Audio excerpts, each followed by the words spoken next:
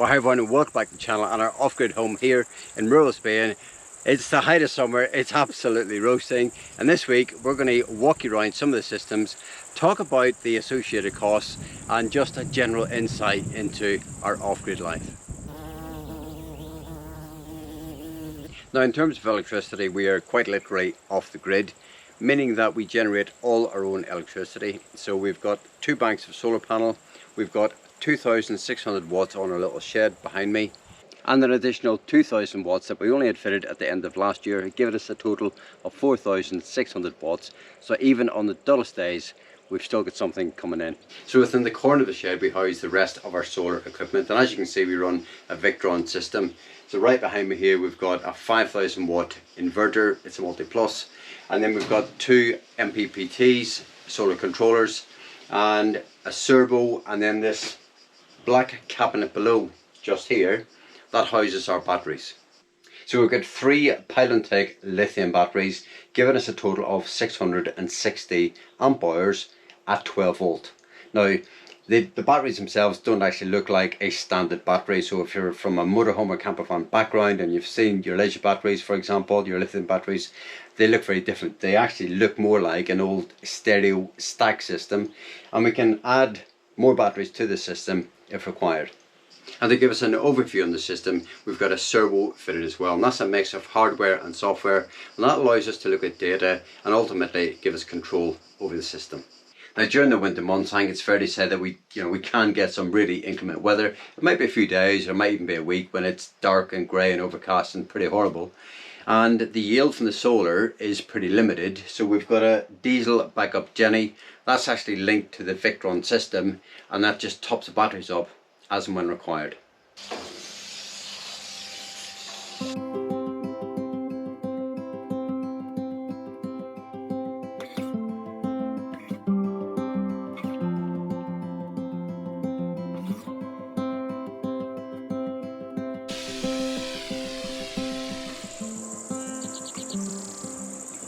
Well, we all need water, and right below where I'm kneeling is a 10,000 litre freshwater tank which is gravity fed to the house.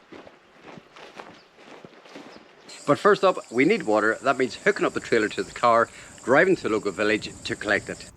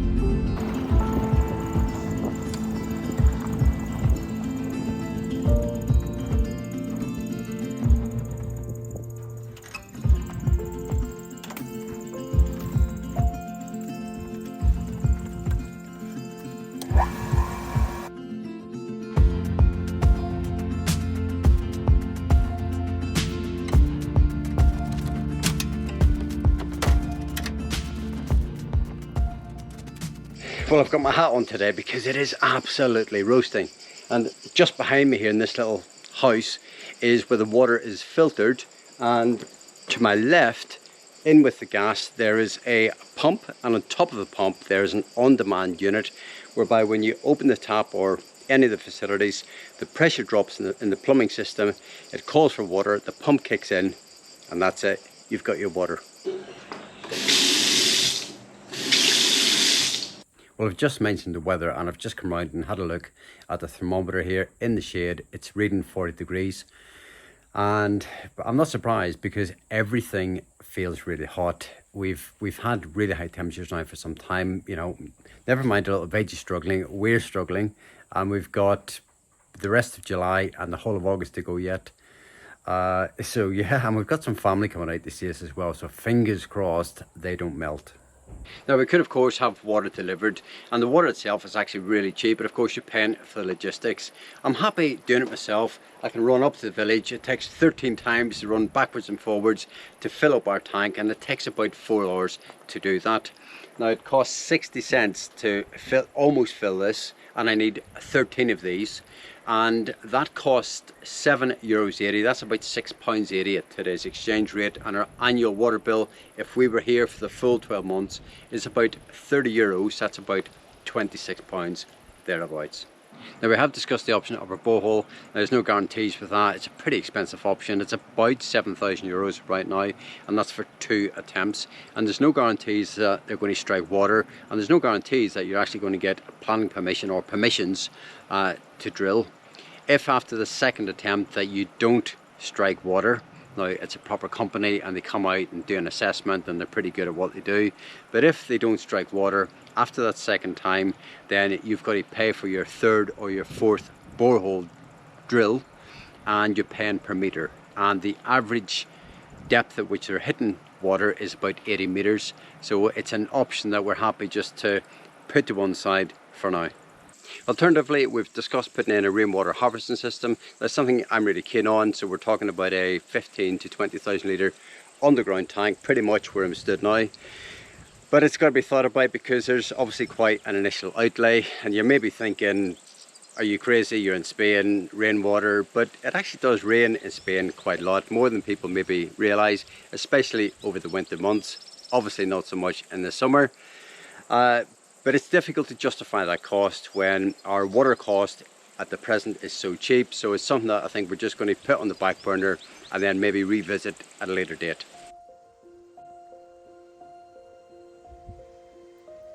Well, it's absolutely sweltering today. It's about 37 degrees, but there's no wind, which makes it feel even hotter. And we've come out to a local watering hole effectively, just for a little dip and a cool off.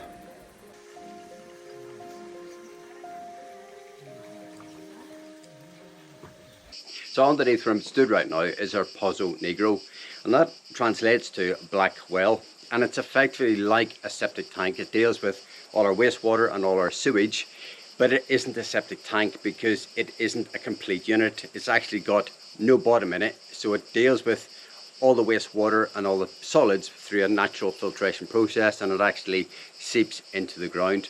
Now, Spain, Portugal, Italy, Romania, Hungary, all these countries are full of Pozo Negros, and that effectively is how we used to deal with our waste.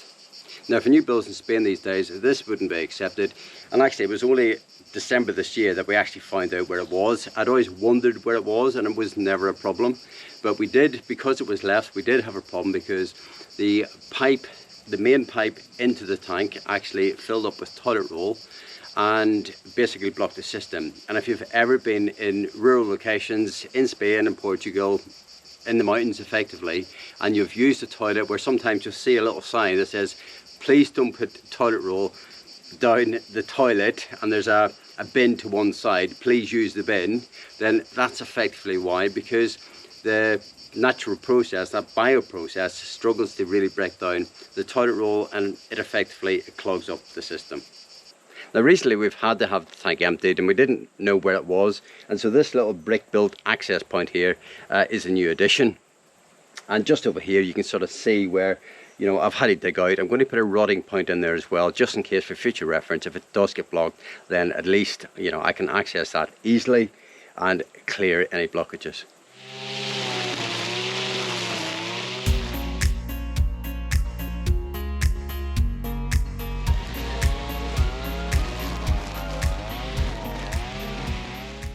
Well, I've just been strimming the land and just getting ready really to take out this cherry tree. We had 3 big cherry trees in here. I've already taken one of them out because it died. This one's going to come out. It's about 25 to 30 years old. It's kind of what you get out of them, and then that's it, they die off. And this one's been dying off the last couple of years. But that's okay, we've had some great cherries off it. We'll get some really good firewood off it. And I'll prepare the land, I'll just till the land, and Izzy and I can't quite decide what we're going to put in here. I would like to put in olive trees, maybe cherries again. Izzy thinks something else, maybe bougainvillea, we'll see. So, to be decided.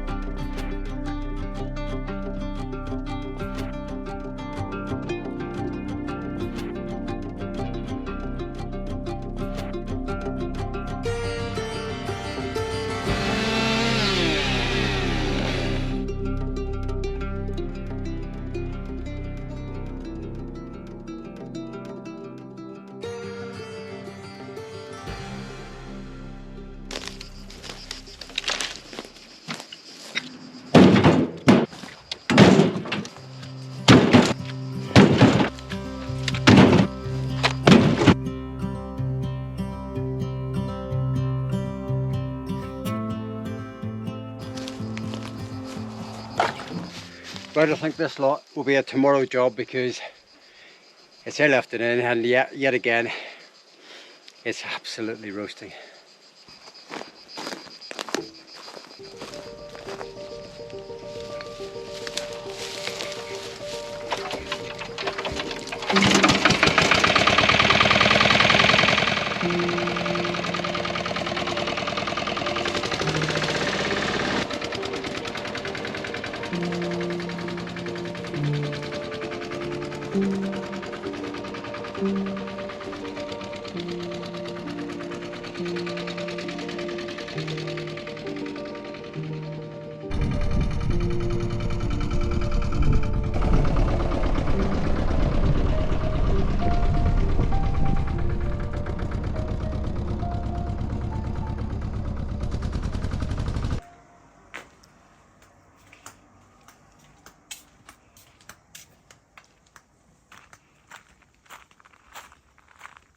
How did you get on?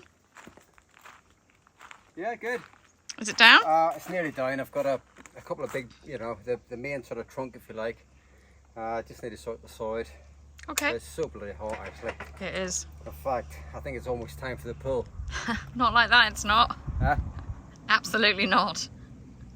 Go and have a shower first. Oh, God. Yeah, it's hot.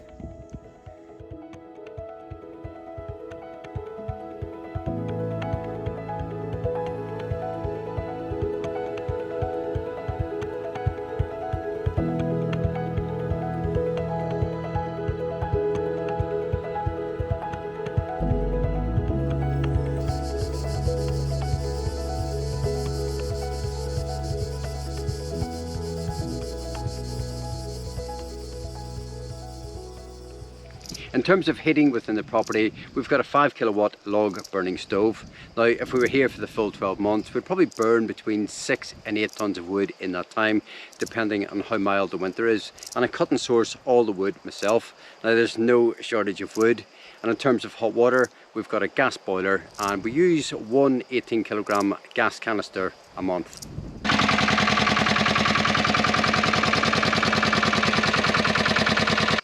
Now, if you are living rurally or off-grid and you've got any kind of land to manage, then you're going to want to make life easy for yourself.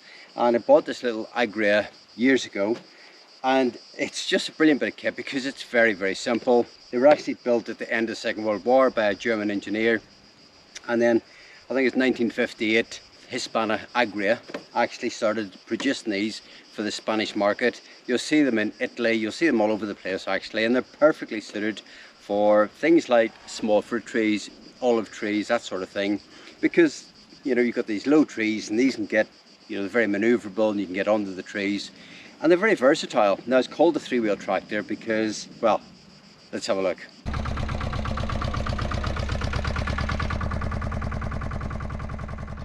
It's actually road legal and has a vehicle registration document, hence the number plate. And the idea was that you could drive it to your land, unhook the single wheel, work the land and drive home or to another plot.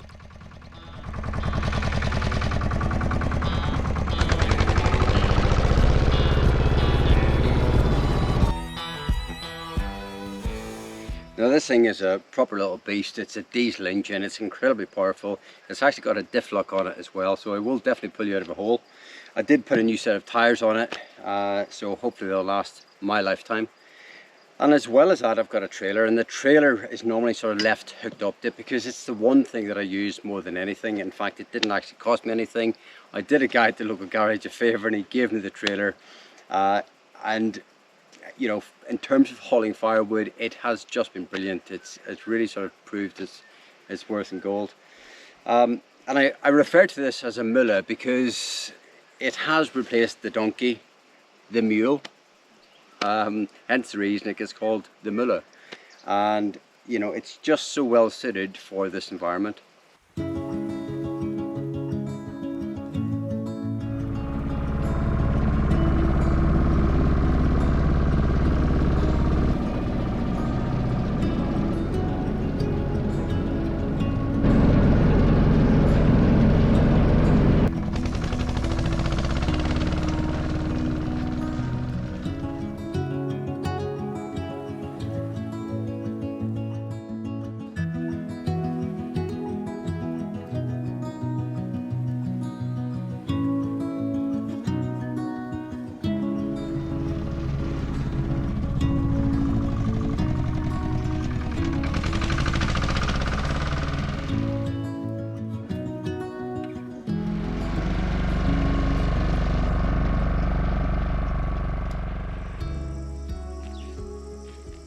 Well, the reality is we're not completely sustainable here. We do grow veg, but we are dabbling at it, to be honest. Certainly this year the temperature hasn't really been ideal for it, and if you had a bad crop, it would mean all your food would go out the window. We could do it, but we'd have to be here full time. We'd have to have a polytunnel set up, proper shade for sensitive veg. I would love a couple of pigs and some chickens, but I think Phil feels that that's maybe a step too far. So I think, yeah, you could do it, but right now for us, when we're not living here full time, it's not something that we can really achieve.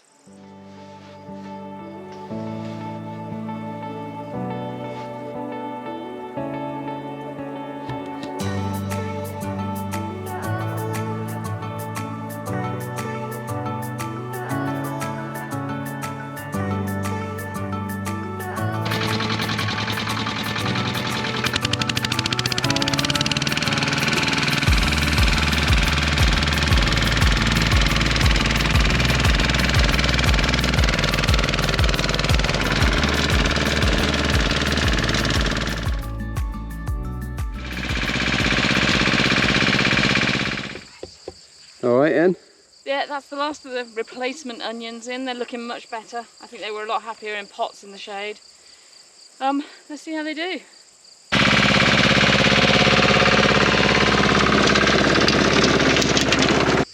Well, that's looking a damn sight better. After a little till, a bit of weeding between the plants, it looks a lot more like a veggie patch now. I think getting rid of all the blocks as well. Yes, that's helped. Yeah. And actually, do you know what? The veggies are, I think they have finally taken. We might get something. Yeah, we're definitely going to have courgette. The one thing that I could live without.